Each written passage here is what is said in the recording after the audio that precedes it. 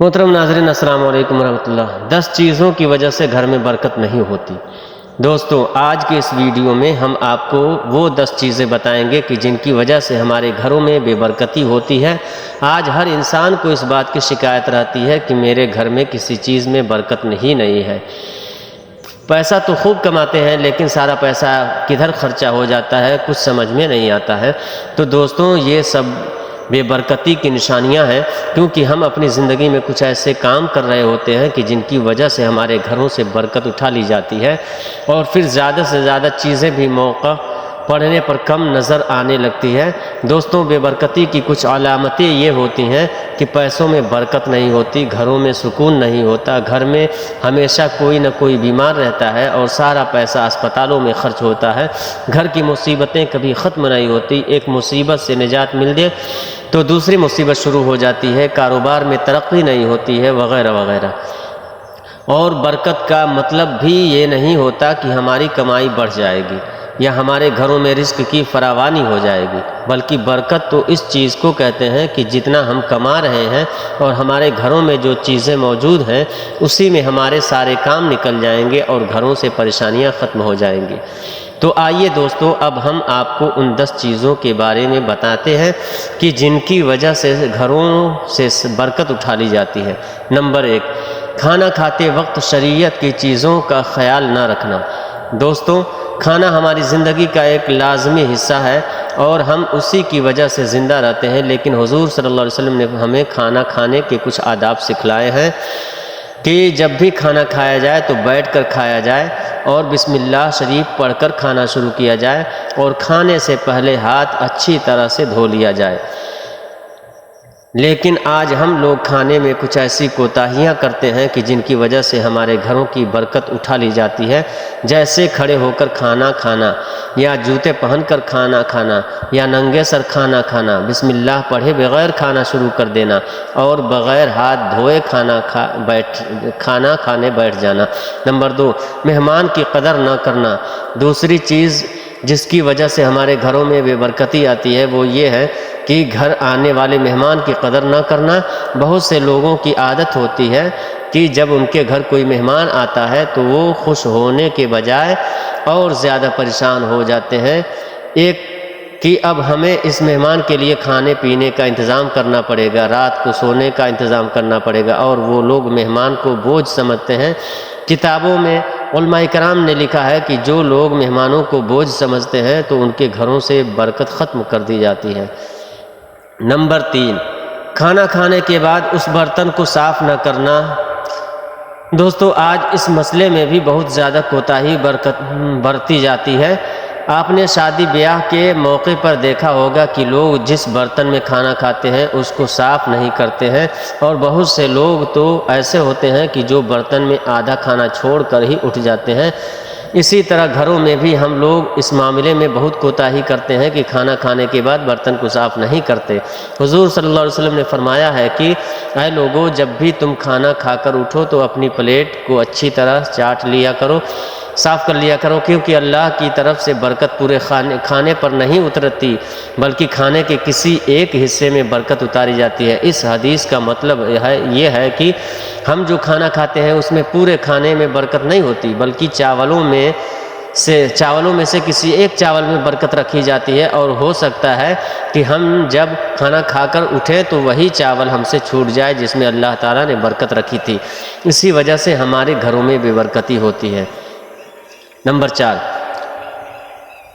Bath room, جسے ہم toilet بولتے ہیں، ٹوائلٹ میں ننگے سر جانا یا باتیں کرنا۔ دوستوں، یہ بھی بہت اہم مسئلہ ہے اور اس میں جو آج 95% لوگ مبتلا ہیں۔ اکثر لوگ جب بھی ٹوائلٹ جاتے ہیں تو اپنے سر پر کوئی ٹوپی وغیرہ نہیں رکھتے ہیں۔ ہمیں اسلام کی طرف سے یہ آداب سکھلائے گئے ہیں کہ جب بھی ہم ٹوائلٹ جائیں تو اپنے سر کو ڈھک کر جائیں تاکہ شیطان ہمیں اپنا شکار نہ بنا سکے۔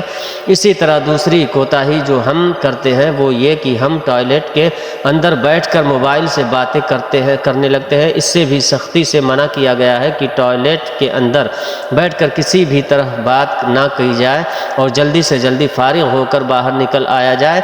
جو لوگ ان مسئلوں میں کوتاہی کرتے ہیں تو ان کے گھروں میں بھی بے برکتی آنے لگتی ہے۔ نمبر 5، مسجد میں بات کرنا آج اس مسئلے میں بھی ہم لوگ زیادہ دھیان نہیں دیتے ہیں اور اس چیز کو جائز سمجھتے ہیں، حالانکہ حدیث میں سختی سے منع کیا گیا ہے کہ مسجد میں دنیا کی باتیں نہیں کرنی چاہیے۔ ہم لوگ سمجھتے ہیں کہ صرف نماز کے وقت مسجد میں باتیں کرنا منع ہے، اور جب نماز ہو جائے تو اس کے بعد ہم مسجد میں بیٹھ کر دنیا کی باتیں کر سکتے ہیں۔ تو دوستو ایسا بالکل بھی نہیں ہے، یہ حکم 24 گھنٹے کے لیے ہے کہ مسجد میں کسی وقت بھی ہم دنیا کی باتیں نہیں کر سکتے ہیں، لیکن ہاں اگر کوئی بہت ضروری بات ہو تو کم سے کم بات کرنا جائز ہے۔ یہ چیزیں بے برکتی کا سبب بنتی ہے، لیکن ہم اس سے بھی 2 قدم آگے بڑھ کر اور بھی بڑا گناہ کرتے ہیں، وہ یہ کہ مسجد نماز پڑھنے جاتے ہیں، نماز پڑھنے جاتے ہی نہیں ہیں، بہت سے لوگ تو جمعے کی نماز بھی نہیں پڑھتے ہیں۔ تو دوستو ایسے لوگوں کے گھروں میں کیسے برکت ہوگی؟ نمبر 6، مغرب کے بعد سونا۔ چھٹی چیز جو علماء کرام نے کتابوں میں لکھی ہے کہ جس کی وجہ سے گھروں میں بے برکتی آتی ہے، وہ یہ ہے کہ مغرب کے بعد سو جانا اور عشاء کی نماز نہ پڑھنا۔ تو دوستوں جو لوگ ایسا کرتے ہیں کہ عشاء کی نماز چھوڑ کر مغرب کے بعد ہی سو جاتے ہیں، تو ان لوگوں کے گھروں میں بے برکتی آ جاتی ہے۔ نمبر 7، فقیر کو غصے میں کچھ دینا۔ ہمارا اسلام ایک ایسا سنہرا مذہب ہے کہ جس میں غریبوں کی مدد کرنا اور ان کے لیے سہارا بننا ایک اہم جز بتلایا گیا ہے۔ اسی کو ہم زکوٰۃ کہتے ہیں، جس کے بارے میں حضور صلی اللہ علیہ وسلم نے ارشاد فرمایا ہے کہ زکوٰۃ مالدار لوگوں سے لی جائے گی اور غریب لوگوں پر تقسیم کر دی جائے گی۔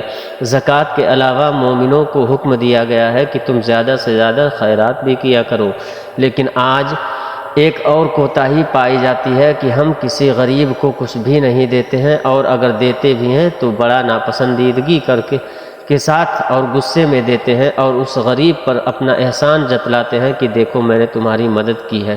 تو دوستو ایسا کرنے سے ہمارے گھروں سے برکتیں اٹھا لی جاتی ہیں، کیونکہ حدیث میں آتا ہے کہ غریبوں کو صدقہ کرنے سے ہمارا مال کم نہیں ہوتا بلکہ اور زیادہ بڑھتا ہے، اس لیے صدقہ زیادہ سے زیادہ کیا کریں۔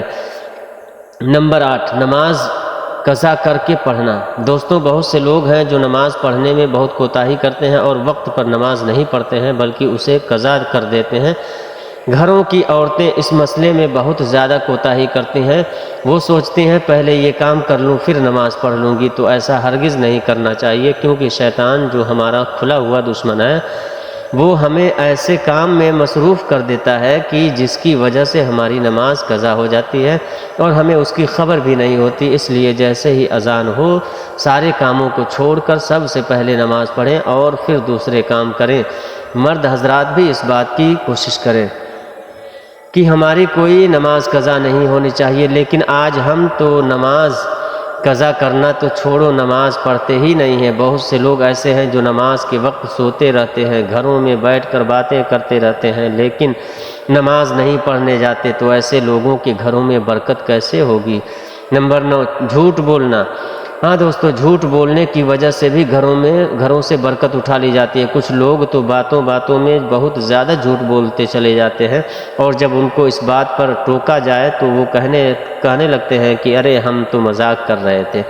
تو دوستوں جھوٹ ایک ایسا سنگین گناہ ہے کہ جو مذاق میں بھی جائز نہیں ہے۔ حدیث کے اندر آتا ہے کہ حضور صلی اللہ علیہ وسلم نے فرمایا کہ ایک مومن بندہ سارے گناہ کر سکتا ہے لیکن جھوٹ نہیں بول سکتا ہے، اس لیے خود کو جھوٹ جیسی سنگین بیماری سے بچائیں تاکہ ہمارے گھروں میں برکت ختم نہ ہو جائے۔ نمبر 10، گانے سننا۔ ہاں دوستو، گانے سننے کی وجہ سے بھی گھروں میں برکت نہیں ہوتی ہے، اٹھا لی جاتی ہے برکت، کیونکہ جب ہم اللہ کی نافرمانی کریں گے تو ہمارے گھروں میں برکت کیسے ہوگی؟ اور آج کل تو ایسے گانے بنا دیے گئے ہیں کہ جنہیں سننے کی وجہ سے لوگ اسلام سے نکل سکتے ہیں، اس لیے خود کو ان گناہوں سے بچائیں۔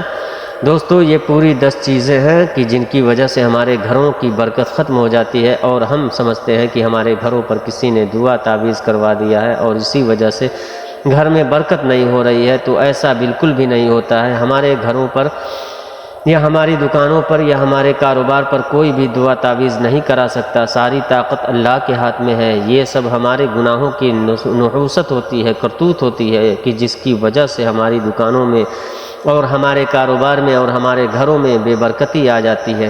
قرآن میں اللہ تبارک و تعالی ارشاد فرماتا ہے کہ مطلب کہ لوگوں کے گناہوں کی وجہ سے زمین میں ظلم و فساد ہوتا ہے، اور اگر یہ لوگ گناہوں سے رک جائیں اور توبہ کر لیں تو یہ ظلم و فساد سب ختم ہو جائے گا۔ ایک دوسری جگہ ارشاد ہے کہ اس کا مفہوم ہے کہ اے لوگو، تم اللہ کے سامنے اپنے گناہوں سے توبہ کر لو تو اللہ تعالیٰ تمہارے لیے رزق کے دروازے کھول دے گا اور تمہارے کاروبار میں برکتیں عطا کرے گا اور تمہاری زندگی کی مشکلیں ختم کر دے گا۔